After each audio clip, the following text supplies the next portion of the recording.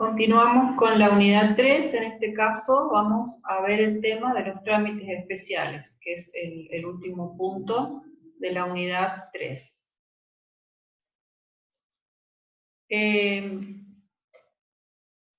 Los trámites especiales se refieren a la regulación que hace esta ley.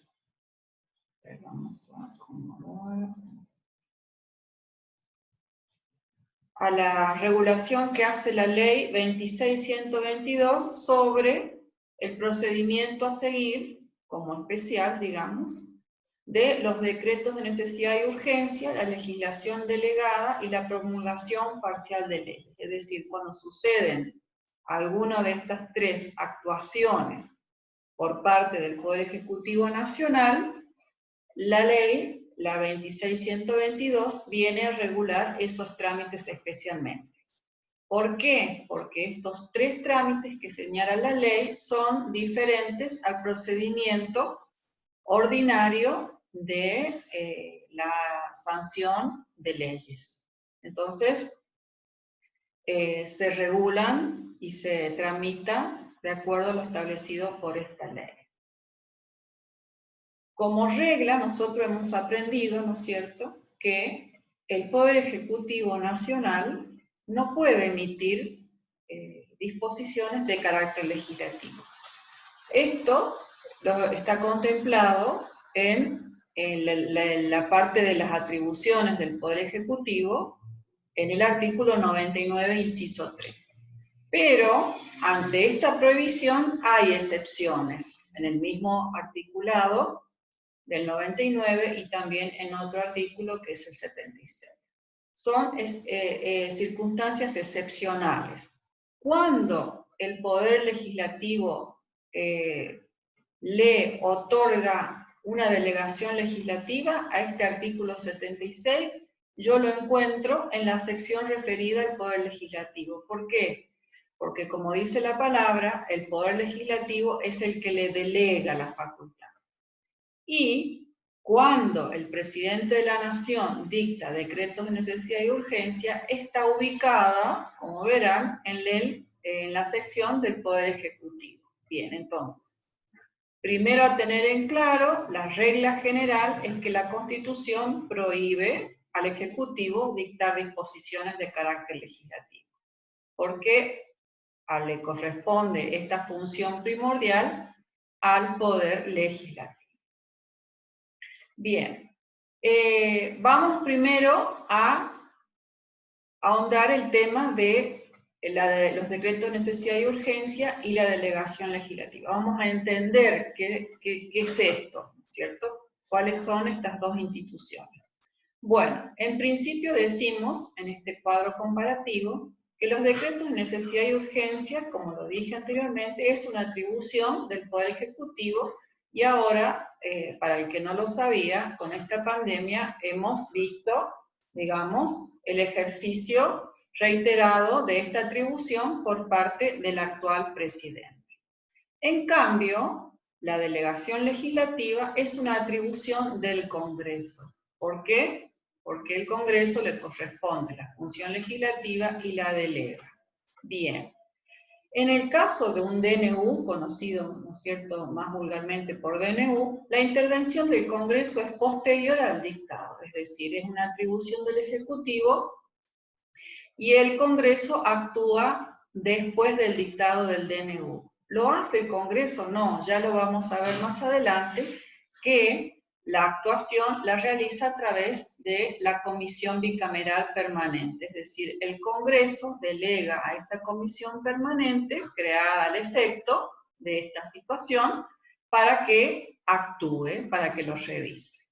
En cambio, la delegación legislativa, lógicamente, al ser una facultad propia del Poder Ejecutivo, la actuación del Congreso es previa. ¿Por qué? Porque es el Congreso el que a través de una ley le va a facultar al Ejecutivo que dicte normas de carácter legislativo. ¿Me entienden? Entonces, un DNU parte por atribución, como vimos en esta filmina, por atribución del Ejecutivo, y una delegación legislativa es por atribución del legislativo.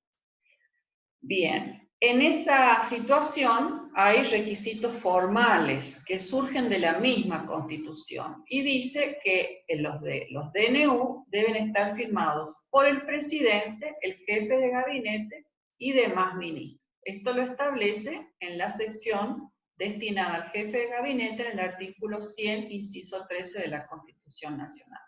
Recordemos que en esta parte de la unidad 3 nosotros tenemos que tener a mano el texto constitucional y también la ley que ya más adelante vamos a ir viendo, que es la 26122, para que vayamos entendiendo. De todas maneras, en el aula, esto que está acá en PowerPoint está también en Word, ¿no es cierto? Entonces, siempre las clases virtuales tienen que tener la apoyatura de lo que ya está en el aula de subido con anterioridad a este estado de aislamiento.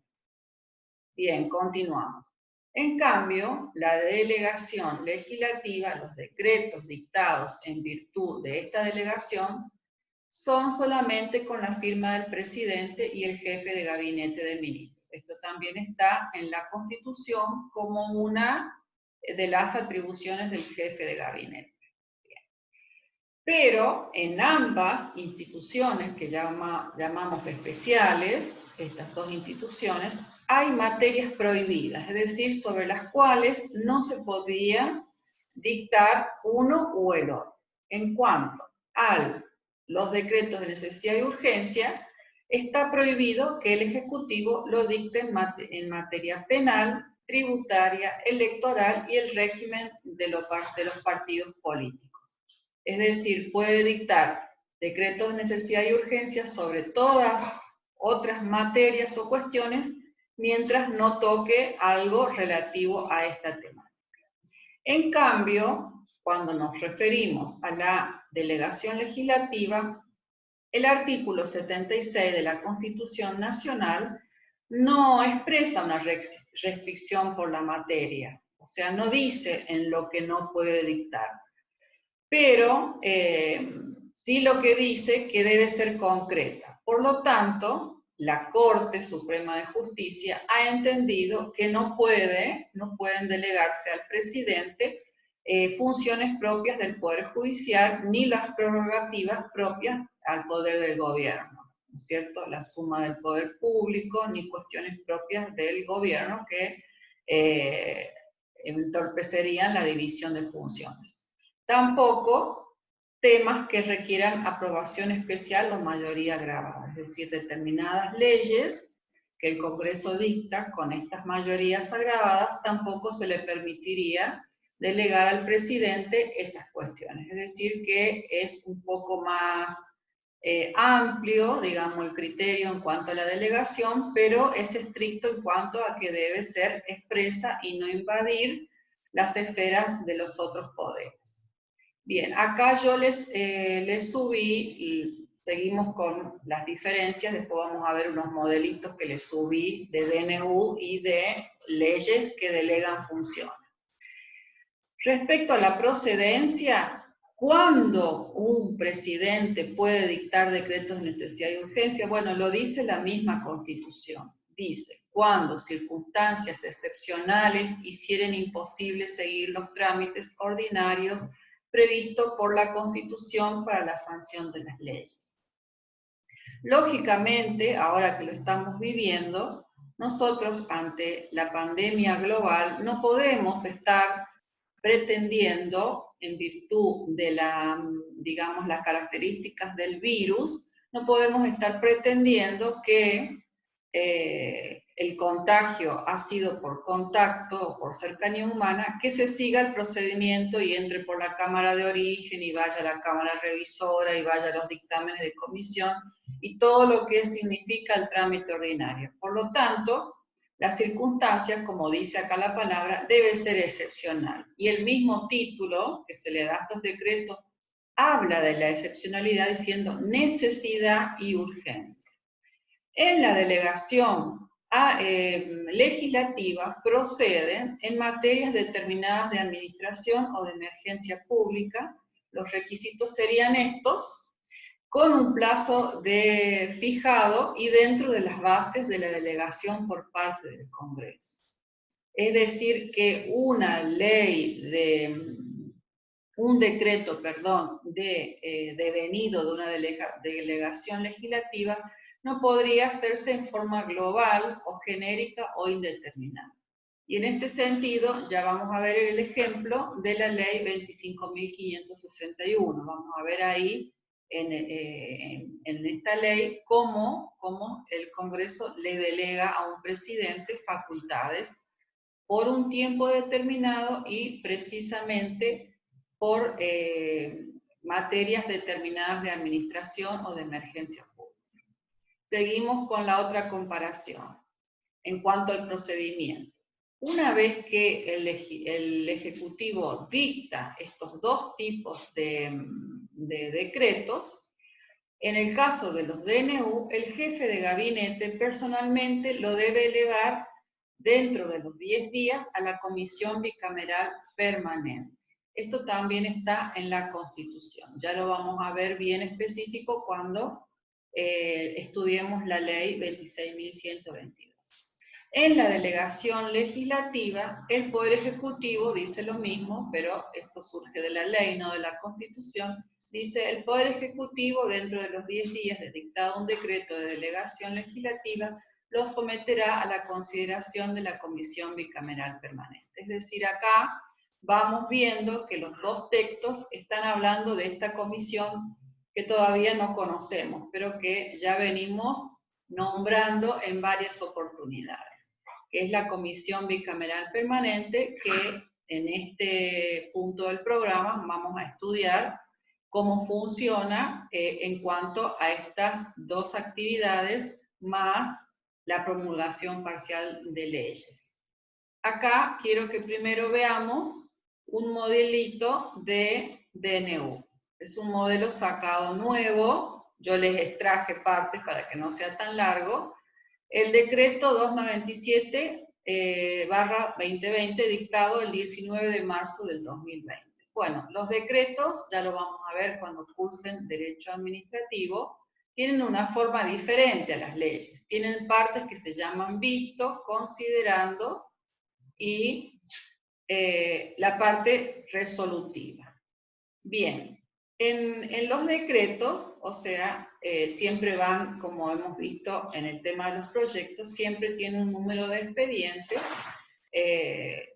ingresado por, que se lo forman el Ejecutivo, ¿no es cierto? En el considerando, ya les voy adelantando temas que vamos a ver en el otro cuatrimestre, se ponen los argumentos, o sea, la motivación, los por qué el presidente va a usar de esta facultad, ¿no es cierto? Entonces empieza a contar, que toma datos de la Organización Mundial de la Salud, bueno, empieza a explicar, y acá empieza a mencionar, o sea, el considerando es mucho más largo, yo se lo corté, y acá empieza a hablar de lo que estamos por estudiar ahora. Dice que la ley 26.122 regula el trámite y los alcances de la intervención del Honorable Congreso respecto a los decretos de necesidad y urgencia dictados por el Poder Ejecutivo Nacional. Y acá nombra el artículo 99, inciso 3.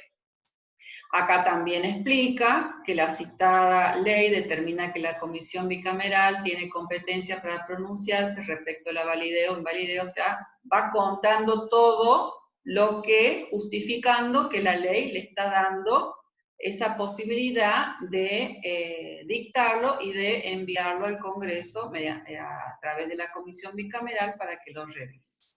Entonces, en uso, justamente, acá dice, la presente medida se dicta en uso de las atribuciones conferidas por el artículo 99, inciso 1 y 3, el presidente de la Nación Argentina, en Acuerdo General de Ministros, recordemos que vimos en la filmina anterior, que lo firmaban todos los ministros, decreta.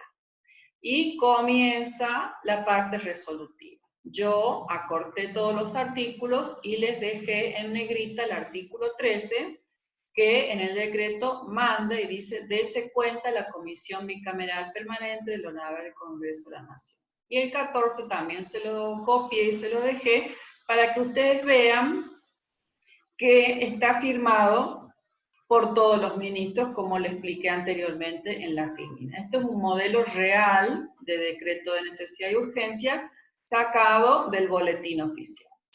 Ahora vamos a ver una ley mediante un modelo, digamos, esto también es real, no es algo inventado, una ley donde se le delega la función, la delegación legislativa al Ejecutivo. Es la ley 25.561, que se llama Ley de Emergencia Pública y de Reforma del Régimen Cambiario. Esto sucedió en el año 2002, que algunos recordarán que fue que salimos del sistema cambiario, ¿no es cierto?